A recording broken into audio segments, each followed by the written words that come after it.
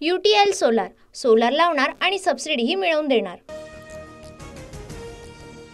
महाराष्ट्रात भाजपच्या घवघवीत यशानंतर पंतप्रधान मोदींकडून पुन्हा एक है तो सेफचा नारा, विभाजनवादी शक्ती आणि घराणेशाहीचा पराभव झाल्याची टीका। महाराष्ट्रातील विधानसभा निकाल अनपेक्षित पराभवाचं सविस्तरानं विश्लेषण करू विरोधी पक्षनेता राहुल गांधींचे ट्विट। काहींनी धोका देऊन अस्थिरता निर्माण करण्याचा प्रयत्न केला, मात्र संधी मिळताच जनतेनं धोकेबाजांना शिक्षा दिली। पंतप्रधान मोदींचा उद्धव ठाकरेंना टोला।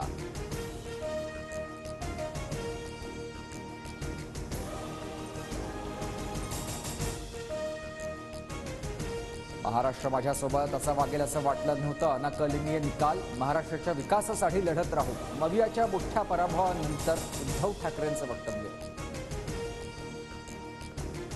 भाजपचा इतिहासातील सर्वात मोठा विजय, भाजपला 133, शिवसेना शिंदे गटाला 57, अजित पवारांच्या राष्ट्रवादीला 41 जागा, तर ठाकरे गट 20, काँग्रेस 15 आणि शरद पवारांच्या वाटेला 10 जागा।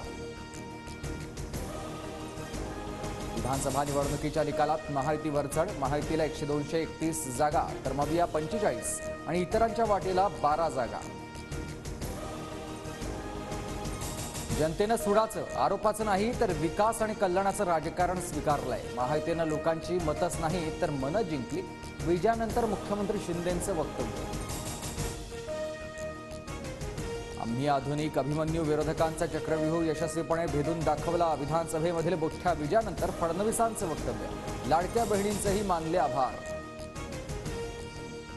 महायुतीच्या योजनांमधली लाडकी बहीण योजना गेम चेंजर ठरली। आमच्या लाडक्या बहिणींनी विरोधकांना आडवं केलं। विजयानंतर अजितदादांनी मानले जनतेचे आणि लाडक्या बहिणींचे आभार। काँग्रेसमध्ये अनेक दिग्गज नेत्यांचा पराभव, पृथ्वीराज चव्हाण, बाळासाहेब थोरात, माणिकराव ठाकरेंसह यशोमती ठाकूर यांना मतदारांचा धक्का। साकोली मतदारसंघात नाना पटोले आणि कर्जत जामखेडमध्ये रोहित पवारांचा निसटता विजय। ब्रह्मपुरीत विजय वडेट्टीवार तर जयंत पाटलांनी इस्लामपूरचा गड राखला।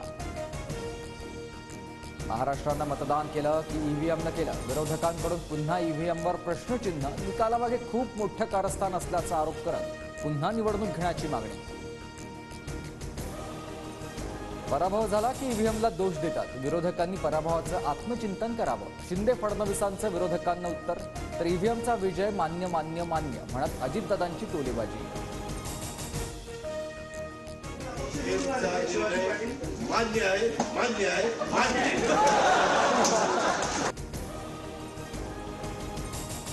राज्यात पुन्हा महायुतीचं सरकार, सोमवारी 25 नोव्हेंबर रोजी नव्या सरकारचा शपथविधी सोहळा। वानखडे स्टेडियमवर महायुतीचा भव्य शपथविधी पार पडणार।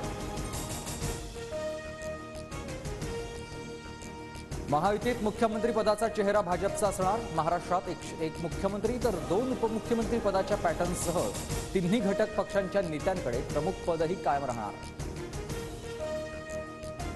महाराष्ट्राच्या विधानसभेचा निर्णय दिल्लीत झाला। गरज सरो वैद्य मरो, भाजप आता एकनाथ शिंदेंना मुख्यमंत्री करत नाही, ट्विट करत राऊतांचा खोचक टोला।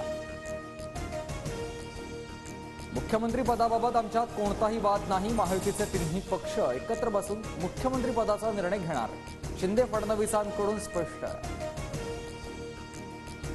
देवेंद्र फडणवीसांनी मुख्यमंत्री होणार, राज्यात 5 वर्ष उत्तम पद्धतीने चालवणार, फडणवीसांच्या आईकडून विश्वास व्यक्त, तर नागपूरमध्ये भाजप कार्यकर्त्यांचा जल्लोष।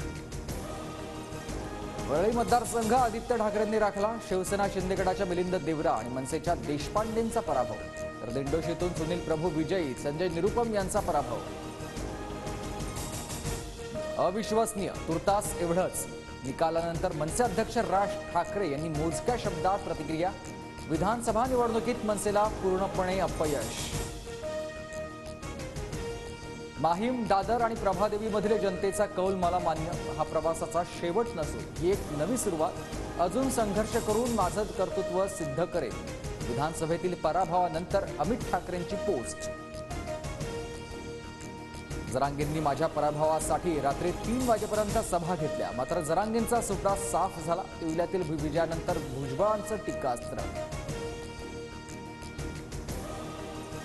वायनाड पोटनिवडणुकीमध्ये प्रियंका गांधी 4 लाखाहून अधिक मतांनी विजयी. भाजपच्या नव्या हरिदास यांचा दारुण पराभव.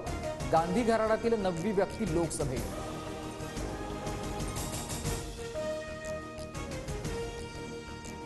UTL सोलार लावणार आणि सबसिडीही मिळवून देणार.